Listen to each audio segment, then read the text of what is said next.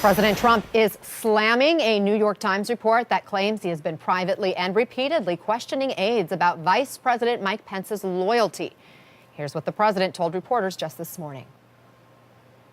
I don't question his loyalty at all. He is 100% loyal.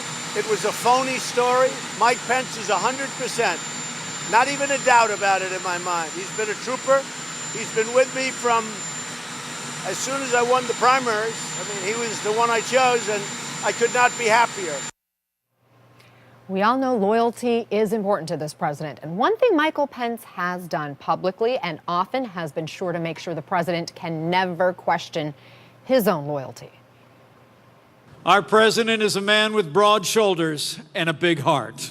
The President Donald Trump stands without apology as leader of the free world. President Trump has been making history since the first day of this administration. Because of your leadership, Mr. President, and because of the strong support of the leadership in the Congress of the United States, you're delivering on that middle-class miracle.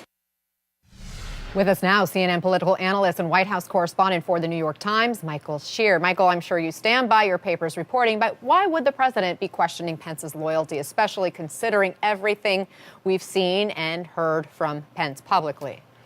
Right, Anna. Well, I think that's true. The clips you saw, they're publicly anyway, Vice President Pence has been nothing but loyal, and I think privately as well. The thing is, though, in addition to loyalty being important to this president, we also know something else about him, which is that he intends to be very paranoid. He tends to be very hot and cold on people, always worried about what people are doing behind the scenes. And so what my colleagues reported in that story that he trashed was not so much that he was planning on dumping Vice President Pence from the ticket or anything like that, but rather that he was asking people behind the scenes.